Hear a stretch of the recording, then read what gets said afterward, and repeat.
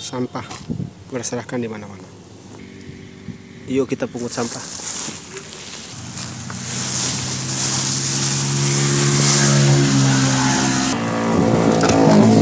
Satu dua kami.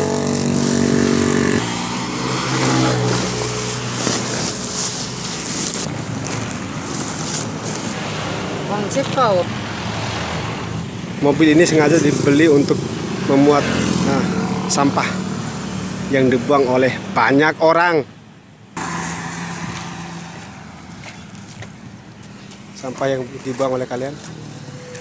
Ingat kalian pernah membuang sampah di sini? Kini kewajiban saya untuk membersihkan. Ini bukan tempat pembuangan sampah, tapi ini dijadikan tempat pembuangan sampah. Bagaimana menurut Anda? Saya di tengah tumpukan sampah.